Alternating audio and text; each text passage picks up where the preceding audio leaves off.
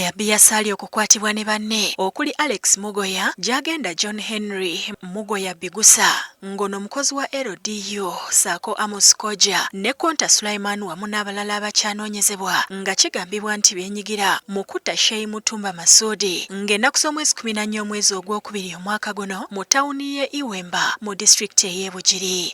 Yamulinze emundu mu munwa esasi yafulumira mu bwongo wano yajja n'obuvubuka. Poliisi mu bitundu ebyo yakola okunoonyereza era abavubuka bano ne bakwatibwa n'emmundu ekika kya SMG nga kigambibwa okuba nti yakozesebwa mu kutta Sheikh Masudi. Okusooka abavubuka bano baaleetebwa mu kkooti, abalala ne beegaana omusango guno, kyokka ye Mugoya byasali n'akkiriza nga bwe yatta Sheikh ono. Kkooti n'erowooza nti yali yeenoonyeza bibye, bwetyo neeyongezaayo okulira omusango okutuusa olwaleero. Okwongera okukakasa bye yayogera, omuwabi wa gavumenti Lieutenant Raphael Mugisha asoose kubuzaabuza bw'asomye erinnya eddala ng'alaga nti ebyaliwo mu kkooti eyasooka Mugoya Ashraf ye yatta, kyokka byasali n'awanika omukono n'ategeeza omulamuzi nti yeetalya bigambo bye, ye yatta Sheikh Masudi ng'abalala bonna be bamusiba nabo tabamanyi era batawanya ba bwereere. Abantu basuubiza okuba nga nabo akola omusango ogwo kuliko mwami Mugoya Ashraf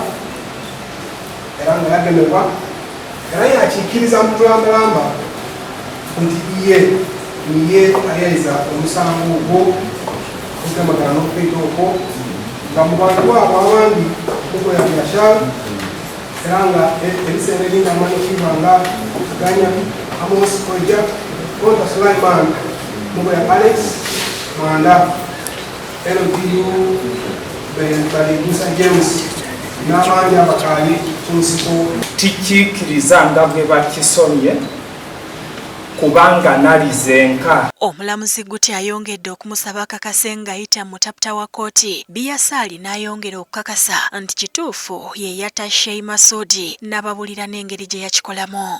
Ku mayina ge musomye ezira gwe nalinaye nalizenka okukuba Masudi Mutumba. Bakira Mugoya yeewaako obujulizi mu kkooti ng'ab'enganda za Sheikh Masudi mu kkooti mwe bali bamwegesa amaaso. Wabula olw'okuba abalala abajjako omusango ate ng'omuwabi wa gavumenti agubasaako. Omulamuzi Guti omusango agwongezaayo okutuuka ng'ennaku z'omwezi 30 omwezi guno omwaka guno. William Buyondo yakusakidde eggulire lino ku lwa Bukedde TV.